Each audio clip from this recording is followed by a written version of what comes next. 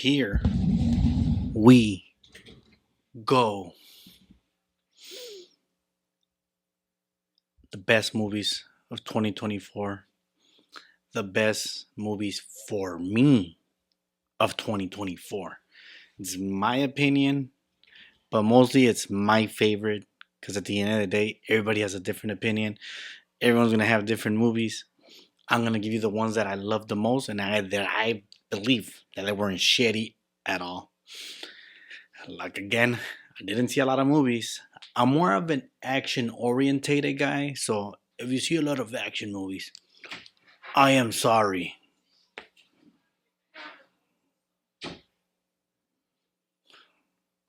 So, as I can, sorry, regroup. So, because I'm an action guy, you'll see a lot of variations, but if it's action driven, I'm sorry, you're on the wrong channel. I do watch me some drama, some thrillers here and there, but here we go. Number 10. Could it be recency bias because I just saw it because I needed to see what's up? I don't know. All I know is that as I get older, I start loving thrillers more. I started liking. I've always liked detective work and all that. Long Legs. What a great movie! It's a really solid movie that honestly I love how it dwells between can it be something more than just your natural physical villain or is he more supernatural villain? I loved it. Nicolas Cage is definitely a creeper in this movie. The albino guy, Mopel, it feels very sinister at times and I loved every minute of it. That was my number 10. My number 9, another horror movie. Well, actually, Long Legs wasn't that hard, but this one caught me by surprise because I thought part one was kind of decent. Smile 2. To start off, hands down, that girl knocked it off the park with her acting and all that. The story within it was amazing. The twists and turns. I really do believe this was the best horror movie, one of the best horror movies of the year, and I really liked it. I did think that it made it bigger, but much better than part one. It got a decent story. It got a decent amount of, how can I explain it? Where they had something small for like the story and they exploded and make it big and made it better. Smile 2 is my number 9. Number ocho, going back to the roots, feeling like a movie. It's been a long time since I felt like this. Alien Romulus. Again, it's going to be a science fiction horror movie. It just feels organically like it's part of the original two. I'm a sucker for Alien 3. I am. I do like it. A lot of people give it shit, but I feel like after Alien Resurrection and on, we never got that. We never got that Alien movie. In Alien Romulus did his thing. You can feel the little bit of action. You can feel the horror. Even the woman as a lead action woman, it felt great. I was like, damn, I'm in. And let's go for number 7 now. My number 7, another surprising action movie that dealt more with detective work where I was like, whoa, I did not expect that. Hands down to you guys. The Fall Guy with Ryan Gosling. It's a love letter to all the stunt guys, right? And the Fall Guy works as its own thing where I'm like, it is the Fall Guy, but he's also the guy falling. It's a great movie. The action sequences were good. The comedy in there was funny. I did love it. It was probably the surprise of the year, the Fall Guy, for sure. Surprise of the year. My number 6, it reminded me, when I saw the trailer for this movie, I was like, what? You guys are trying to copy the Iron Giant, the wild robot. I was surprised how good it was. Again, another shocker where I was like, I thought it was gonna be one of those throwaway movies, those throwaway cartoon movies, those animated ones where you're like, it's gonna be in and out. But no, no, it wasn't. It was its own thing. It showed you the love of nature. It showed you the love and respect for one another. And it was a really good movie. I was definitely at odd. I was like, wow, the story behind it, it's beautiful. You guys got to remember, I don't like animation as much. I don't like animated because I can't see the faces acting and all that. Like, it takes a lot for me to say that was a great animated movie that is going to go in my top 10 of the year. My number five, you know where I go if I have to go action. You know where I have to go. Bad Boys Ride or Die. My goodness gracious. I believe when it comes to action movies, the Bad Boys franchise can do no wrong.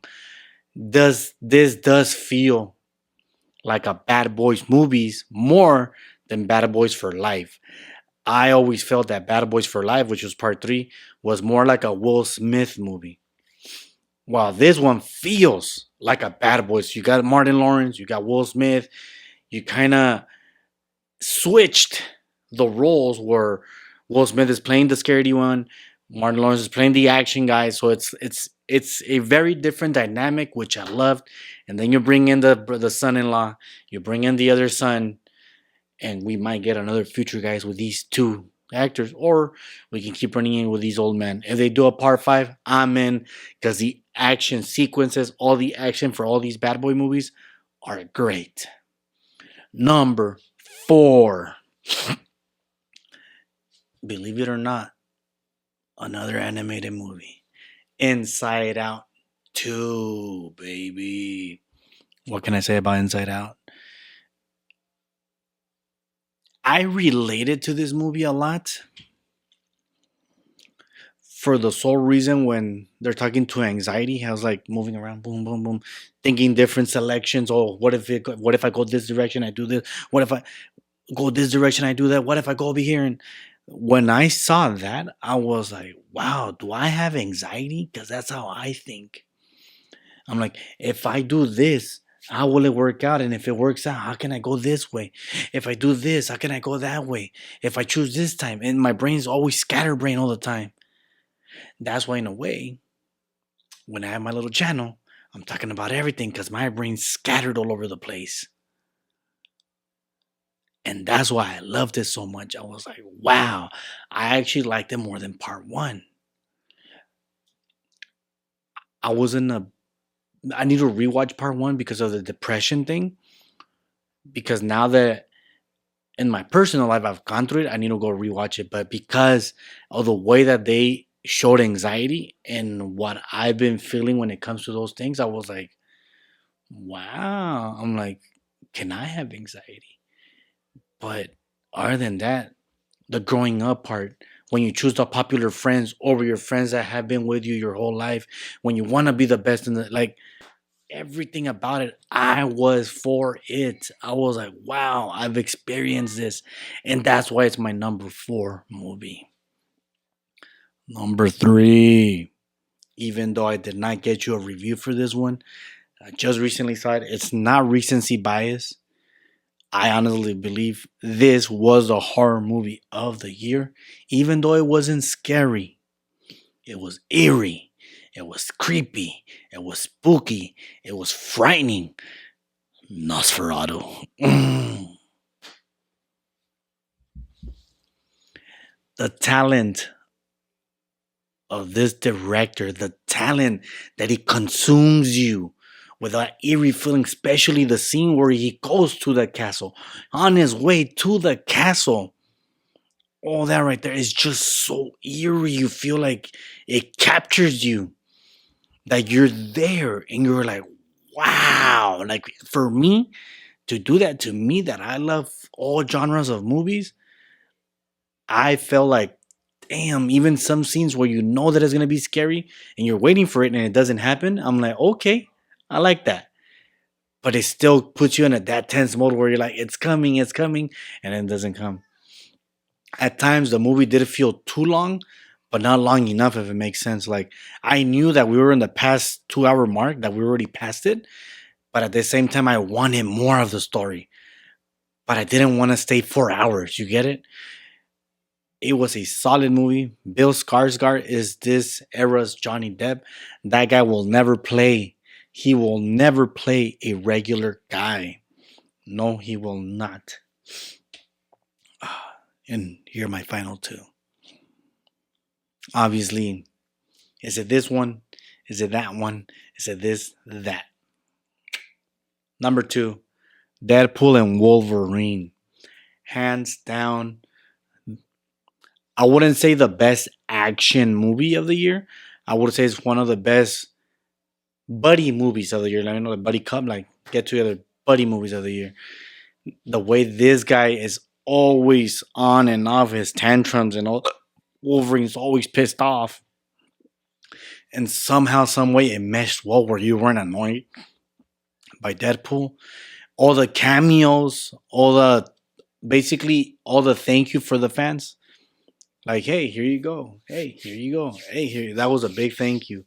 Blade, Gambit with Channing Tatum. That was like a toda madre. Everything about it. I was laughing. I was applauding. I was saying, wow. I was in it. I don't think it was a perfect movie. I feel like something extra was missing. I don't know what it is, but it's almost there where it's flawless. That stupid Madonna song is overplayed with everything on TikTok now because of this movie, Deadpool and Wolverine. And it is my number two. Because at the end of the day, you know what I'm a sucker for. I'm a sucker for crime movies. I'm a sucker for buddy cop movies. I'm a sucker for partner movies. You know, just like you can't really see him, but this is John Travolta. This is Samuel Jackson from Pulp Fiction. Little backside story in this movie.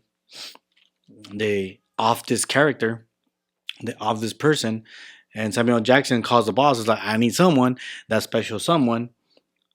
He needs to be a badass to be a cleaner. And the movie is basically like a nod to that cleaner, which they call the Wolf. Wolves is my number one. George Clooney, Brad Pitt. They're both cleaners. They're both accidentally there. They're both doing a job, but in reality, they want to work alone. So all that nitbickering where they're essentially playing the same character, but they don't want to work together. They know the same people. They're the good shooters. They know the same crime lords. Everything of it, the way that they're George Clooney's and Brad Pitt's dynamic of them, of their chemistry, is amazing. They are not Miss TV when they work together. Ocean's 8. I mean, sorry, Ocean's 11, Ocean's 12, Ocean's 13. Burn After Reading. Even though they don't really share, um, an action sequence together or a sequence of acting, but this one we get them for that much, and they're both really, really great. They share the time presence, the time screen, everything about it is just a movie about them, and they are flawless with it. Like I said, I'm a sucker for it. Both movies, my number two, my number three, and number one. You can go up on that, but because I am a sucker for crime movies that are buddies, that's always gonna be my place to go. And for that, that isn't a toda madre movie. I just saw it. I'm not recency biased. I know what I love. Wolves is what I loved. If you guys haven't seen it, I highly recommend you to watch Wolves. I highly recommend you to watch all 10 movies on this list because they were all amazing in their own way. And what was your favorite movie? Or what you believe is the best movie of the year? I thought it was The Wolves. Well, Wolves. I thought it truly was. But anyways, people, you guys have a happy new year. Have a better year. Have a good night, good morning, and good afternoon.